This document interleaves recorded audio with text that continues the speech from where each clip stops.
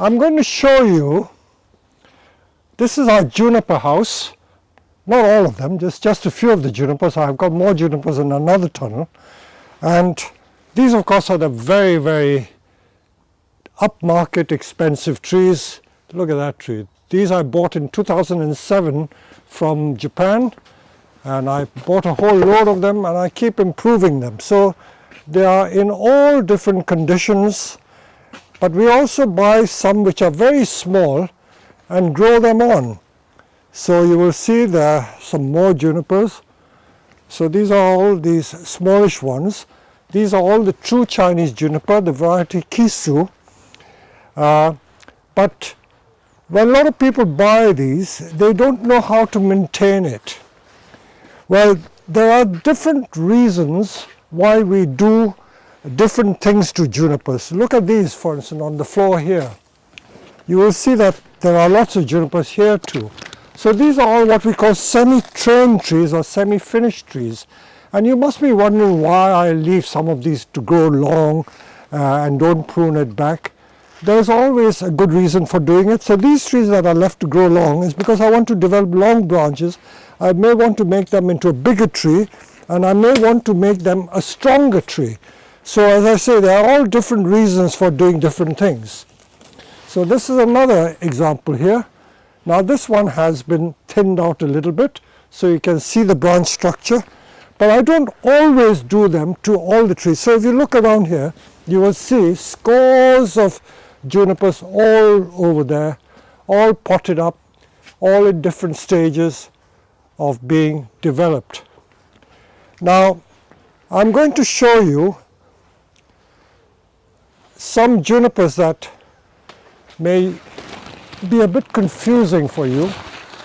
A tree like this is actually a very nice tree, but you've got to bring out the full potential of the tree. Some of them are easy, some of them are difficult.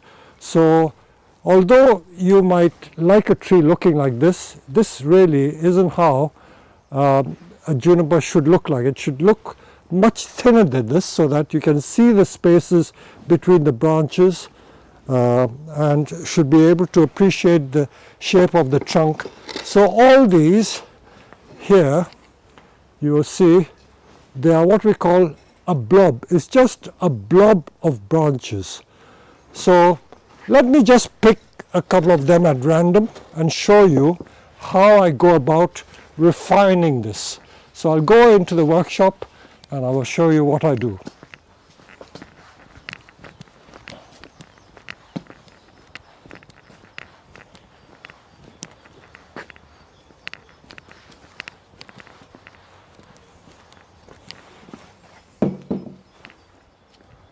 I'll just show you, we've got loads of junipers, all, as we say, in different stages of being developed, different stages of pruning.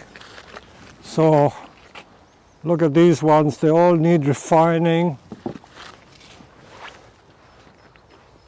And we've got our major specimens as well. This tree has not been worked on at all. This was purchased from Japan 2007, and these big ones, again, they're all in different stages of being trained and groomed. So there are junipers, as we say, galore. So let's go into the workshop now and I will show you how we do with that simple one. I do realize that many of my viewers are just starting into bonsai, and because I like to encourage them, I like to keep it simple. It's no good trying to show you these very, very massive trees that you will never get a chance to work with, and you'll only get disappointed if I show them to you, and there is no point doing it if it is not within your capabilities. So look around, we have so many junipers here waiting to be worked on. Typical junipers that are in need of what we call refinement. Hidden underneath here is a very nice trunk, but you cannot appreciate the trunk because the tree is so dense. So they all have a front We may need to change the angle of planting, but let's tackle these trees, and I will show you how I go about it. Every tree, mind you, is going to be different, and we will deal with each one in turn.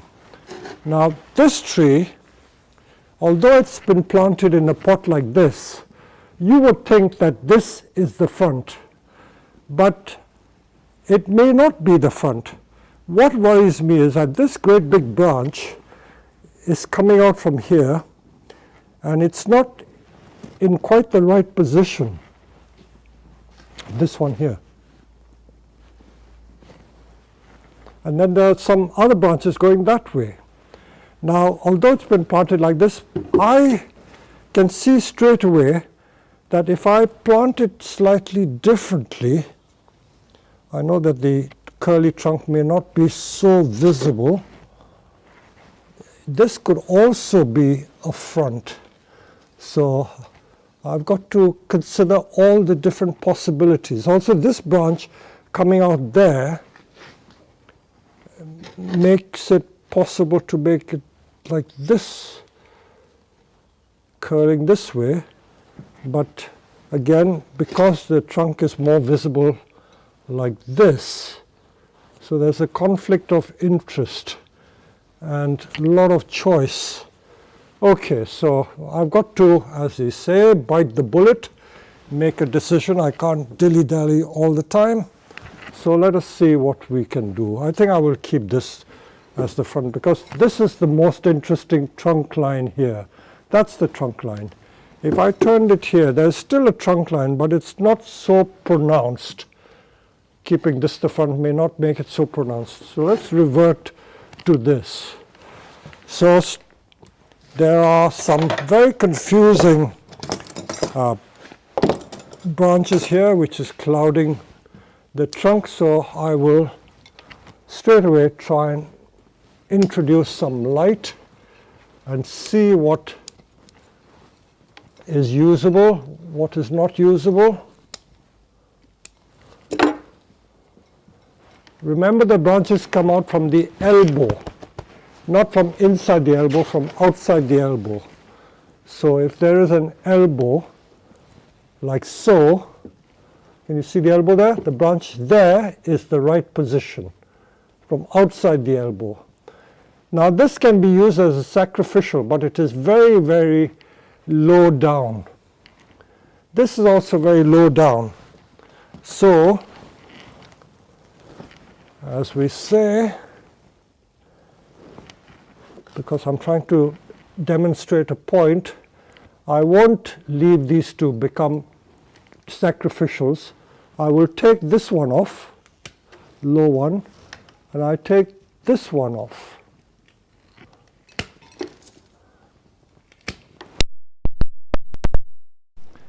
I've created a visible trunk. So these two big lumps have been taken out. So this is the first branch there, which I can clearly see.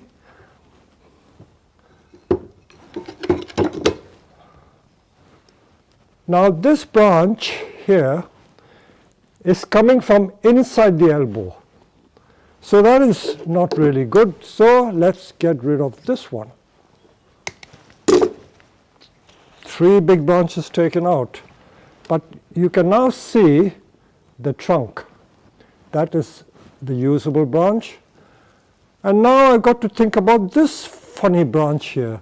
If I kept this as the front of the tree, I can use this branch like that. But with the branch coming out this way and using this as a front, it's not really visible or not so good. It's just blocking everything. So another massive branch comes out. You must be wondering how many branches have I got left. There's 1, 2, 3, 4. 4 branches have been taken out. 4 branches taken out, but you can see the trunk better now. And then there's still a back branch going out that way, and a branch coming out this way. In fact, this branch can be used as the branch here. Not going on that way. Okay, let's see. Let's proceed to wire the branch in place and then take some more decisions.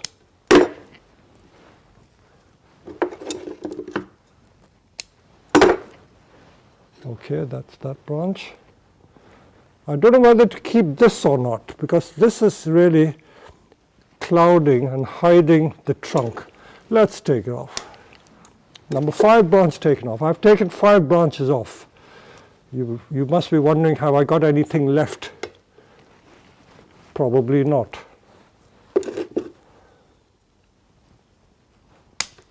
Okay, we've got 2 very usable branches at exactly the right place and position.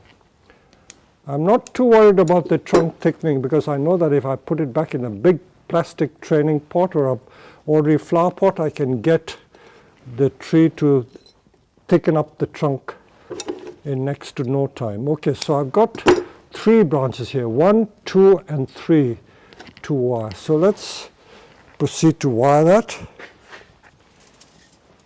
This tree is about, I would say, 25 to 30 centimeter tall. I'm not used to the metric system, because I was brought up in the imperial system, inches and feet. And I dare say a lot of people in the USA may still use inches and feet. So if I get a bit confused and you get confused when I talk of inches and feet, please bear with me. All I do know is that my 1 stride is 1 meter, but more than that I don't know.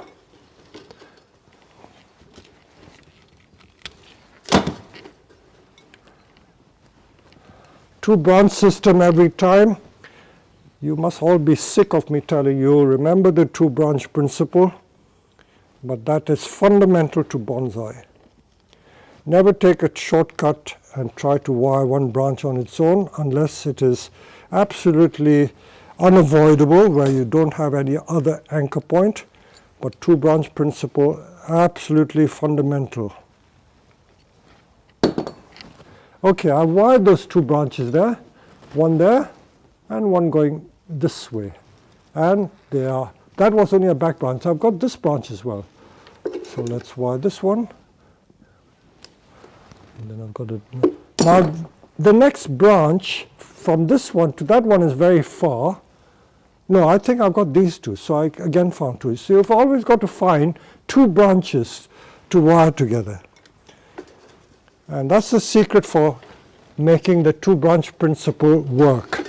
Always look for 2 branches as near as possible. I'm just going to point out something. This has got a rather gnarled, lumpy trunk, and they are the remnants of the little branches and twigs which are there. It's better to clean it up so that it looks a bit smart. And while I'm talking about that, let me see. I've got a little wire brush hanging around. Where is that brush?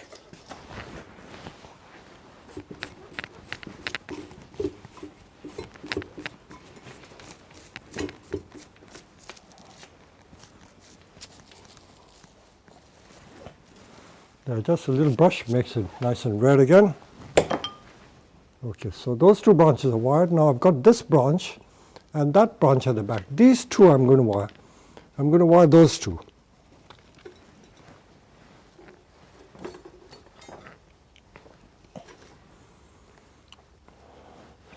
I always like to look at the front of the tree most of the time, so I know where I'm going.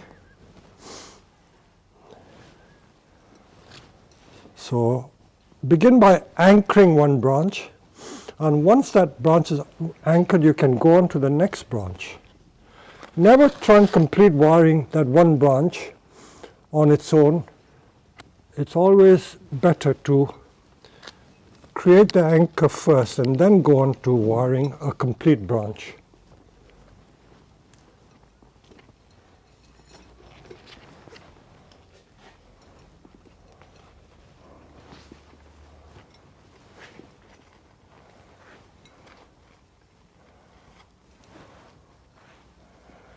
See, exact length of wire, no waste. I'm very proud that I'm able to gauge the exact amount of wire to use. As I say, this comes with practice. Knowing exactly how much wire to use so that you don't end up wasting masses of wire. I always get annoyed when people come to my workshops, and because we don't charge for the wire, they are so wasteful, where they will throw about 6 inches of wire because they cut too much.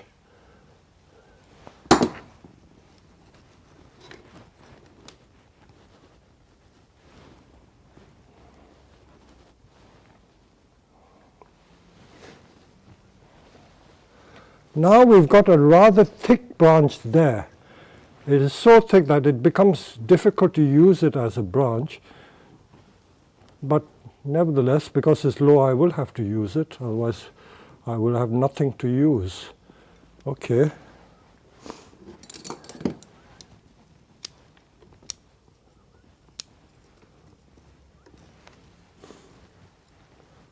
See, if you leave these junipers to their own devices, they throw all sorts of shoots. Some of these shoots are really like leaders in their own right, so thick they can take over the whole tree, and before you know where you are, that will become the leader instead of that. But anyway, I can wire it down, and by wiring it down I can control the vigor to a large extent. So let me just link the two together. Again,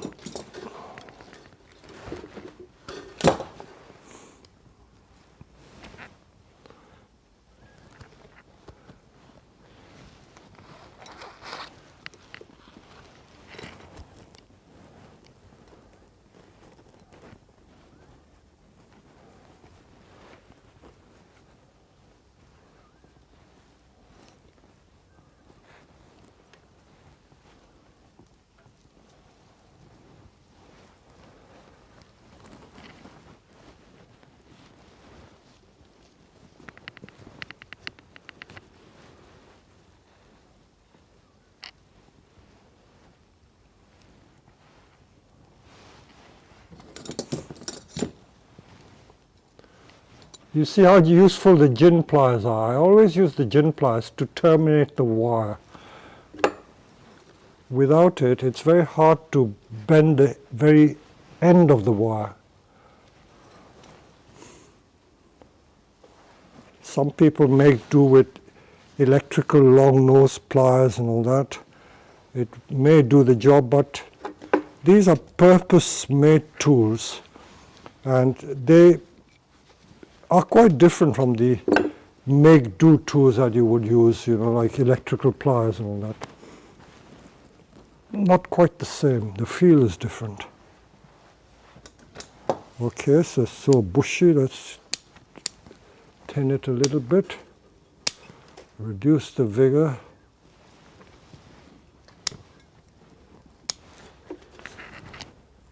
Of course, if you want to have a tree that you want to keep as a small size tree, then you can refine it much more and then show it as a finished tree, in which case you wire all these little side branches too. But I'm not going to do that, because I'm just going to show you basically how one would go about thinning these trees out. So you can see the shape that has emerged already. And now that top, I will just give it a little twist.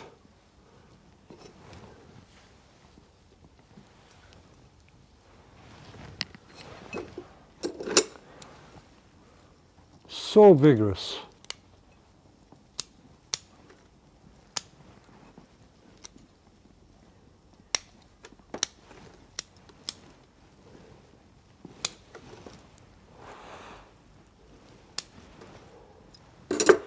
And then the very top, there is a leader. So I'm going to wire that top up. Again, 2-branch principle.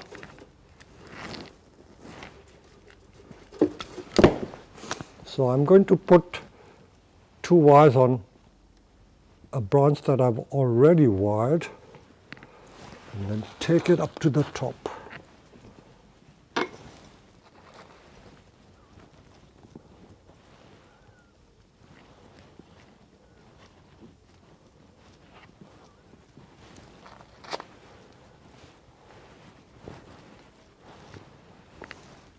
I would mention that 2 nights ago I was working in the office because it was too cold to work outside here, and I was self-videoing, and after working for about 4 hours I discovered that the microphone that I wear over here and the transmitter, 4 hours of work was wasted. Not to worry. You just got to accept it. Now this is just a little more at the top. I can just refine.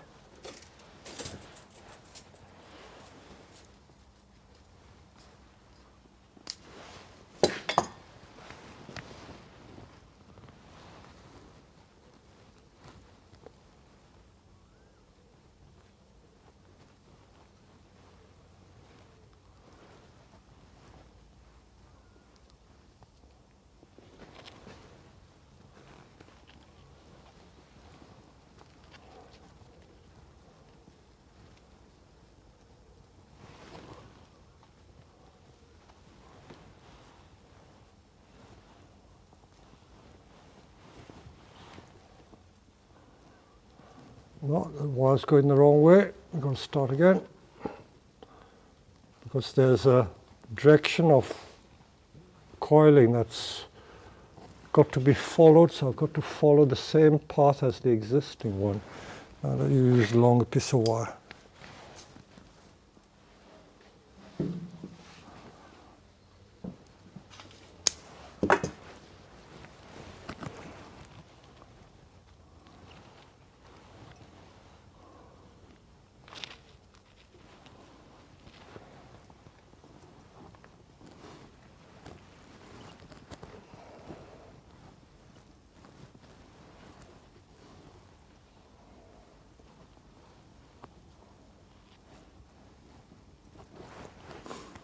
Right, so that's done. So hopefully you get a fairly good idea. Now this one has not been wired. I forgot that. I better wire that, otherwise it'll be adrift without a base, as it were. Now what should I do? I need to follow the path of this wire.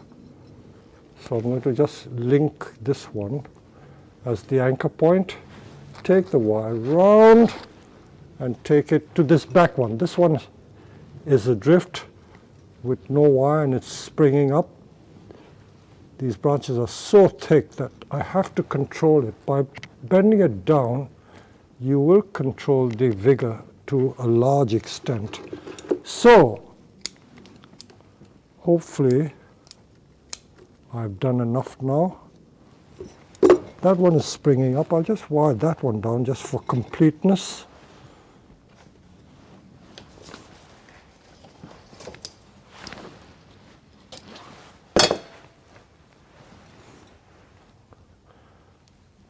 Usually these little lateral branches, if you were going to make a show hen tree and you want to exhibit it, you have to wire every single little branch that is there.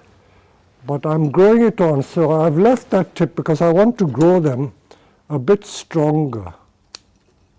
I'm not in a rush to cut it off. See, I've created the structure. So have a look at the difference. You know, it started off almost like that, and I've ended up like that. So that can be done again. And to show you how much we've removed, I have had to remove, I would say I have removed more than half the tree. Look at that. All that has been removed from this plant to give that. And of course, nothing is wasted.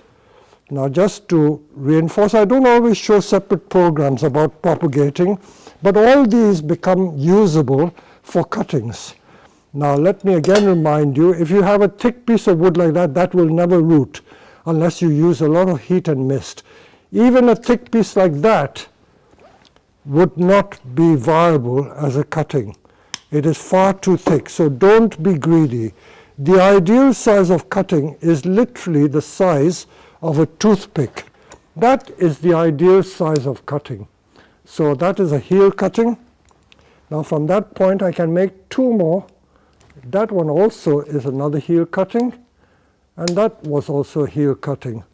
And if you dip these in hormone rooting powder, I'll just show you, I have been making cuttings. So that was a tray of cuttings I did the other night. So these can be dipped in hormone rooting powder and stuck in these deep trays. So that is how we go about making our cuttings.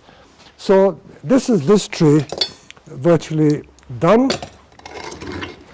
I don't know whether to spend time to show you this as well.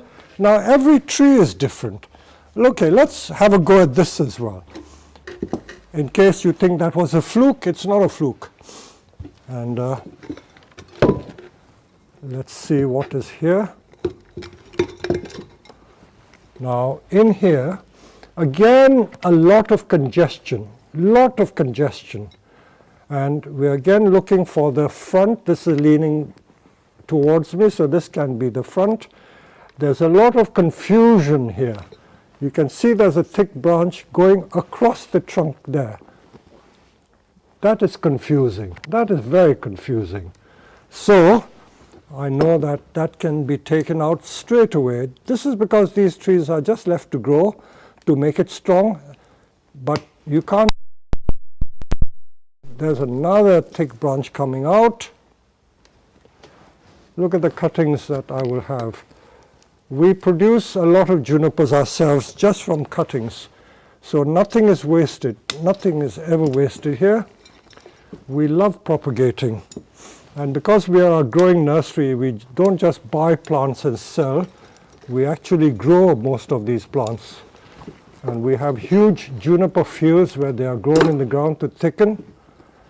And you can see how they are grown. In the summer, I'll take you there. Now, anything which is growing inside the curve, like that one, that I can take out. So by method of elimination, take out the obvious ones, the ones that you don't want. Now, this is okay. This is at the elbow, so that can be used. There are two branches there, in case you can't make out, it's so congested. There's a low branch here and a low branch there. So let me take the low one out. As I say, you can always use the low branches for sacrificials, but I don't want to do that. I just want to complete this tree. Okay, so that can be the first branch. There is a semblance of a second or the back branch there.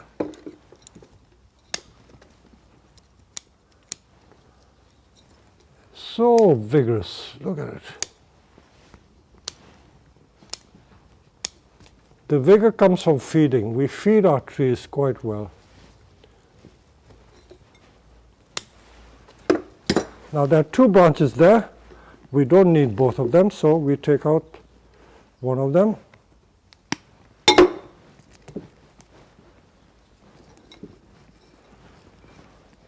So you're beginning to see the trunk. Now that one is really the inside of the elbow.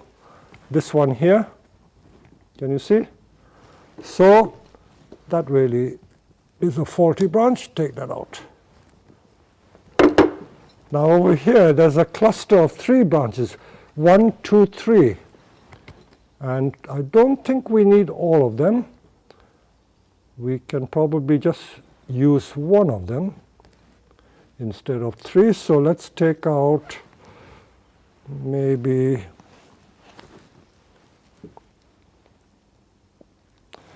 take out the one is jutting more or less forward. So you can see straight away that we've revealed the trunk.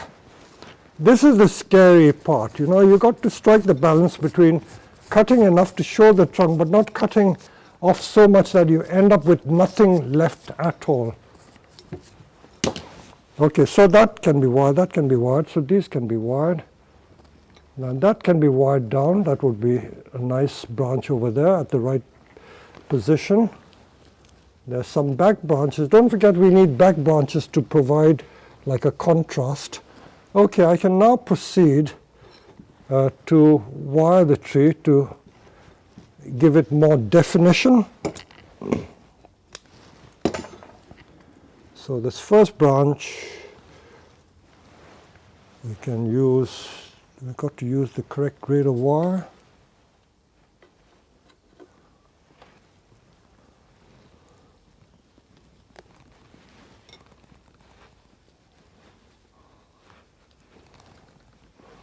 There are 3 branches here, so I'm going to use the 2-branch principle by wiring 2 first and then another 2 again, but the thicker of the 2 branches will be wired twice.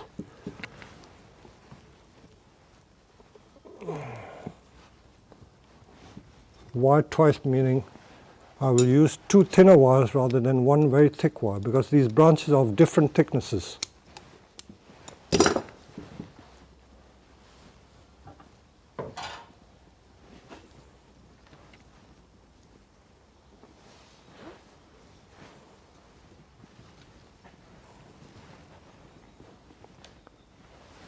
So all these trees need to be kept in check if you don't want them to go rampant. That's the danger if you have too many trees. There is a danger of losing control of them. That's why in the commercial nursery one has to keep working all the time.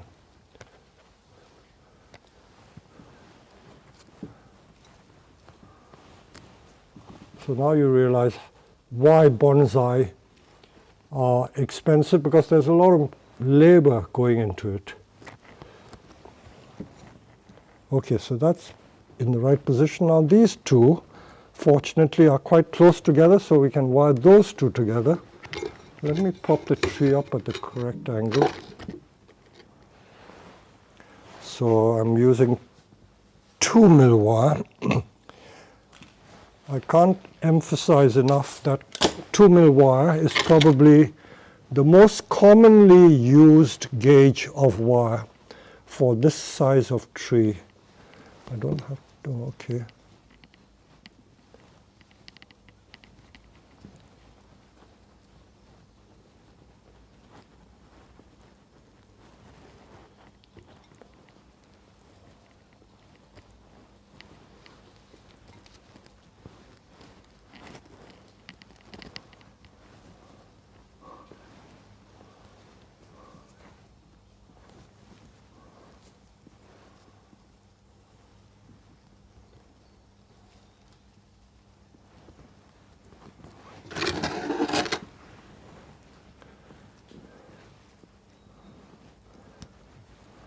Trees of this size, I think, are very popular for most people starting off in bonsai. Although I prefer large trees, but I do work on trees of this size as well.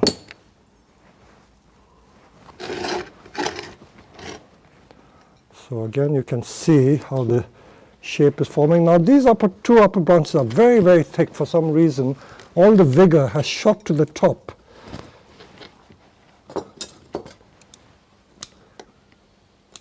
But I know that if I wire it flat, I will begin to control the vigor to a large extent, and then they won't keep getting thicker and thicker.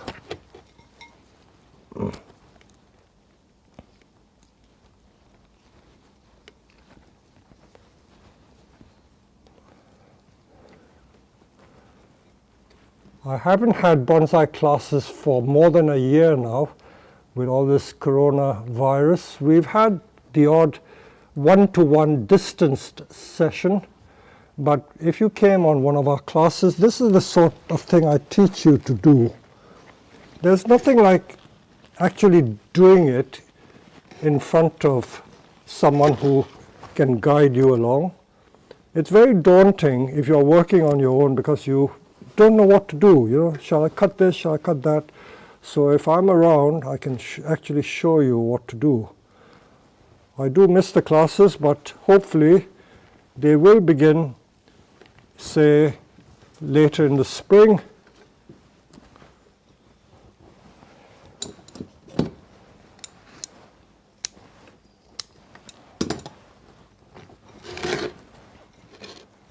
And just to reassure you, I've already had my coronavirus jab.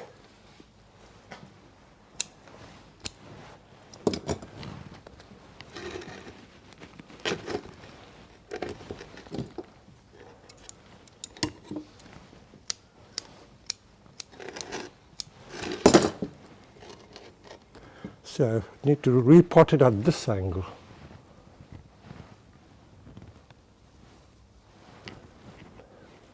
Now I'm very congested at the top again. Let's look for some branches to wire.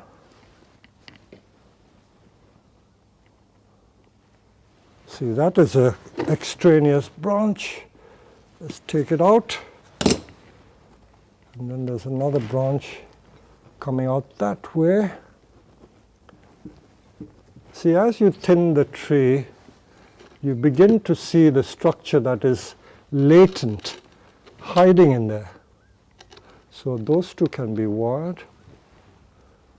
So all looking very promising.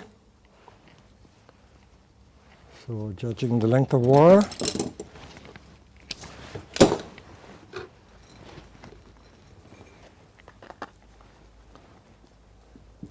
I must say the basic wiring to create the S shape has been done, so we are just really refining it. But if you had, like the blowers juniper, I showed you the project of the blowers, that's how they are started. We wire the absolutely straight trees and create these S-shaped trees and then let everything grow, and when the time is right, we then refine it more. So there are different stages to the entire process, all very interesting.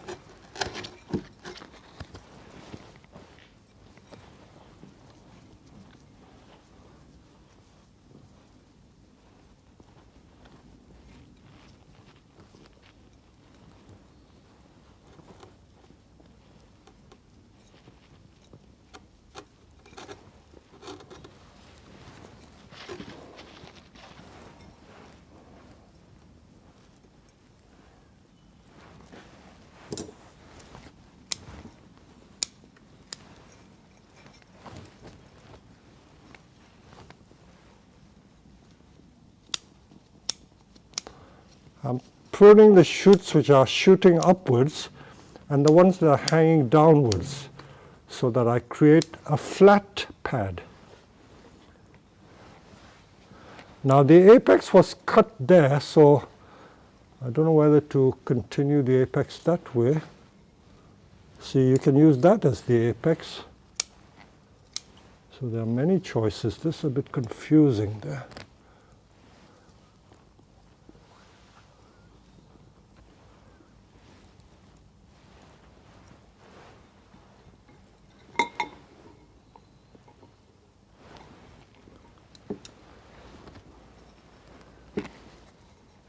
I have a difficult choice to make. I have the original apex which has been chopped and flattened, so that's going backwards.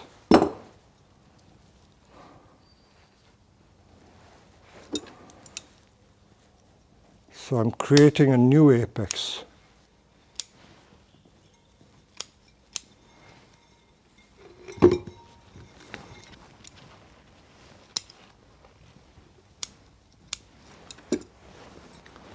So you can see what's happening there. You can see there, that was the original apex which is continuing to go, but it's flattened. So I'm taking a side branch and making this the apex. So that is perfectly acceptable. So let's do that. Bit confusing, these upward pointing branches. I will refine it a little more, but you can see the shape emerging already. So I'll just complete that, and then the tree will be finished.